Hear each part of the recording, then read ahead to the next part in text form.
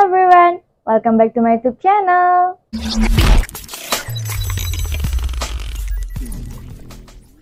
Oke, di video kali ini aku akan membahas tentang game menarik yang bisa kita gunakan ketika kita mengajar bahasa Inggris, entah di ruang kelas, di sekolah, ataupun di komunitas, bahkan di tempat kursus gitu ya. Game ini sangat menarik, tapi juga mudah untuk dilaksanakan karena kita tidak membutuhkan banyak media, bahkan ada beberapa game ini yang tidak menggunakan media sama sekali. Nah, game yang akan kita bahas ini bisa digunakan untuk berbagai jenjang peserta didik, mulai dari anak kecil hingga remaja atau bahkan dewasa gitu ya. Jadi nanti levelnya itu bisa disesuaikan dengan karakteristik dari peserta didik kita. Oke, yang pertama kita bisa sebut dengan mencari kata. Nah, game yang pertama ini tidak membutuhkan media sama sekali, karena kita bisa melaksanakannya secara oral, jadi langsung tanya jawab dengan peserta didik kita. Mencari kata ini maksudnya adalah kita memberikan satu kata dalam bahasa Inggris kepada peserta didik, dan mereka harus bisa menemukan kata lain di dalam kata tersebut.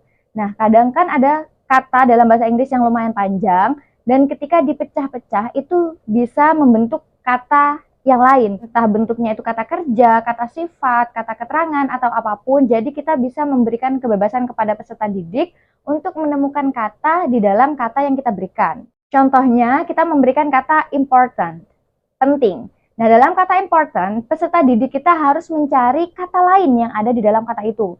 Mereka mungkin bisa menjawab import, itu yang paling terlihat ya. Atau or, atau juga and, smooth, atau an. Jadi, sekalipun mereka menemukan kata an, itu kan hanya artikel. Nah, walaupun kata tersebut hanya berbentuk artikel seperti an, kita bisa mengapresiasi jawaban dari peserta didik kita. Karena dalam game ini kita melatih peserta didik kita untuk bernalar kritis ya, jadi mengetahui kira-kira kata apa sih yang ada di dalam kata tersebut. Ini akan melatih vocabulary mereka dalam bahasa Inggris. Contoh lain, misal kita memberikan kata watermelon, jadi dalam kata watermelon ada banyak kata lain seperti water yang pasti, kemudian melon, kemudian eat, mungkin verb 2-nya dari eat, atau bahkan on. Jadi, usahakan kalian ketika memberikan kata tersebut kepada peserta didik, kalian sudah tahu betul kira-kira kata apa yang ada di dalam kata itu. Jadi, misal dalam satu kata itu kita menemukan ada 4 kata. Usahakan murid kita itu bisa menemukan keempat-empatnya. Kalau masih belum, usahakan mereka untuk mencari bagaimana kata tersebut bisa ditemukan. Game ini akan sangat menarik karena peserta didik akan berlomba-lomba untuk menemukan kata yang ada di kata tersebut. Kelihatannya mudah, tapi kalau murid kita tidak terbiasa, mereka akan kesulitan bahkan untuk menemukan satu kata saja. Oke, game yang kedua adalah melanjutkan kata. Melanjutkan kata ini saya sering menggunakan ya untuk murid-murid saya, karena menurut saya ini sangat mudah dan sangat seru. Game ini akan melatih konsentrasi serta vocabulary dari peserta didik kita. Jadi, sesuai namanya, karena melanjutkan kata, tugas dari murid kita adalah melanjutkan kata dengan menggunakan huruf terakhir dari kata sebelumnya. Nah, di awal kita bisa memberikan satu kata sebagai permulaan untuk kemudian dilanjutkan oleh peserta didik kita. Contohnya, kita memberikan kata start, mulai ya. Nah, huruf terakhir dari start itu adalah huruf T atau huruf T. Peserta didik kita harus melanjutkan kata berikutnya yang berawalan dengan huruf T. Apa misalkan tired. Nah, huruf terakhir dari tired adalah D.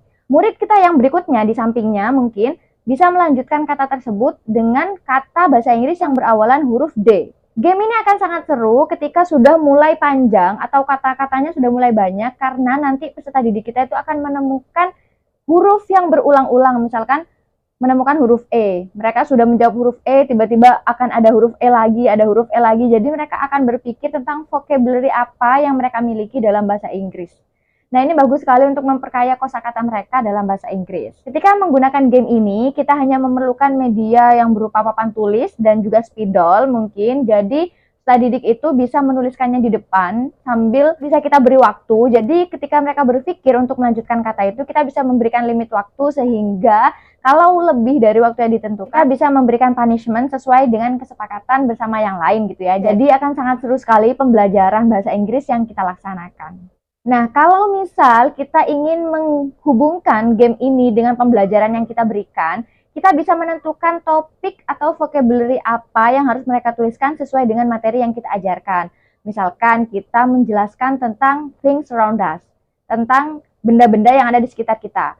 Maka vocabulary yang bisa mereka tuliskan di papan tulis berhubungan dengan benda-benda yang ada di sekitar kita. Tapi kalau seperti ini mungkin akan sedikit sulit ya, karena mereka akan memiliki keterbatasan vocabulary, tapi tetap bisa dilaksanakan. Kalau sepengalaman aku tidak pernah membatasi kata-kata yang mereka tuliskan di papan tulis. Intinya kata-kata apapun yang mereka miliki dalam bahasa Inggris, entah itu bentuknya kata kerja, kata keterangan, kata ganti, atau bahkan kata benda dan segala macamnya. Intinya aku memberi kebebasan kepada mereka untuk mengingat kembali kosakata yang mereka miliki dalam bahasa Inggris. Kemudian yang ketiga adalah melanjutkan kalimat. Ini sebenarnya sedikit mirip dengan yang sebelumnya, tapi sebelumnya itu levelnya lebih rendah karena hanya melanjutkan kata. Sedangkan yang ini adalah melanjutkan kalimat. Bagaimana pengaplikasian game melanjutkan kalimat ini? Nah, pada game kalimat ini, kita sebagai guru bisa menyediakan beberapa kosakata yang bisa dipakai oleh peserta didik kita. Jadi, peserta didik kita tugasnya adalah membuat dialog atau percakapan. Jadi, setiap orang akan membuat satu kalimat dan dilanjutkan dengan kalimat yang lain sebagai jawaban dari dialog tersebut. Misalkan kita memberikan 10 kosakata yang sudah kita tuliskan di papan tulis, kemudian peserta didik bisa memilih salah satu dari kata tersebut untuk dijadikan dialog, untuk dijadikan kalimat dalam dialog mereka. Intinya pada kalimat tersebut mengandung kosakata yang mereka ambil. Kemudian murid selanjutnya mereka juga memilih kosakata yang masih tersedia yang belum dipilih oleh temannya dan membuat kalimat untuk melanjutkan dialog yang ada di atasnya. Nah, begitu seterusnya sampai kosakata tersebut habis. Kalimat yang dibuat oleh peserta didik harus berkesinambungan antara satu dengan yang lain. Jadi misalkan yang kalimat pertama berbentuk tanda tanya, maka kalimat selanjutnya harus memberikan jawaban dari pertanyaan tersebut, tapi menggunakan kosakata yang sudah kita sediakan. Misalkan kita memberikan beberapa kosakata, yaitu hobby, kemudian school, kemudian read, kemudian read gitu ya, atau ya dan lain semacamnya. Nah, murid kita harus memilih salah satu dari kosakata tersebut. Contohnya yang pertama memilih hobby. Kemungkinan besar mereka akan menanyakan what is your hobby gitu ya. Jadi, murid yang kedua, mereka itu harus bisa menjawab dialog tersebut menggunakan kosakata yang sudah kita berikan. Misalkan mereka memilih read, maka mungkin jawaban mereka adalah my hobby is reading a book. Atau mungkin mereka memilih kata red, my hobby is collecting red dolls gitu misal. Intinya, mereka harus menggunakan kosakata yang sudah kita sediakan untuk buat dialog dengan teman-temannya.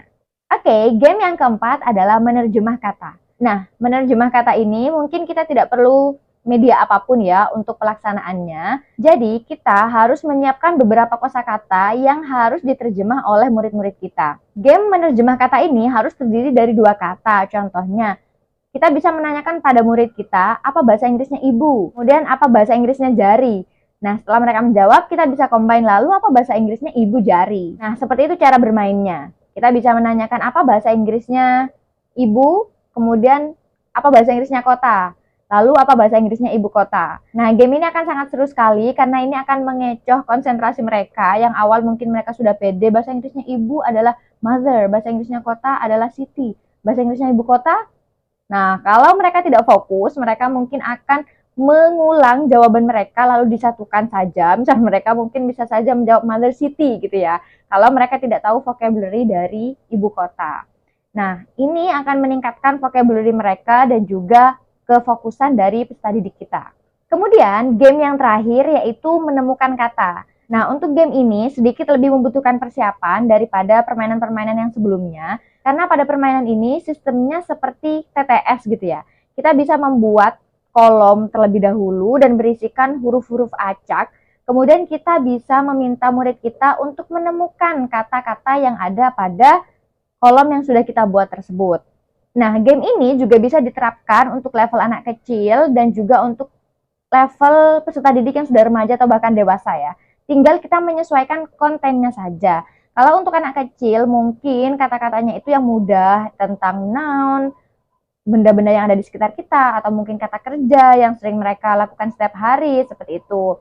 Nah, kalau untuk peserta didik yang mungkin sudah SMP, SMA gitu ya, kita bisa membatasi sesuai dengan materi yang kita berikan. Kemarin aku pernah melaksanakan kegiatan ini ketika peserta didik membahas tentang simple present tense. Pada materi simple present tense, otomatis peserta didik itu belajar tentang kegiatan sehari-hari.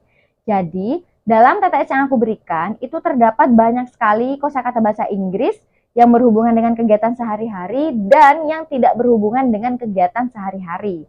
Tapi tugasnya peserta didik itu harus mencari kata yang hanya berhubungan dengan kegiatan sehari-hari.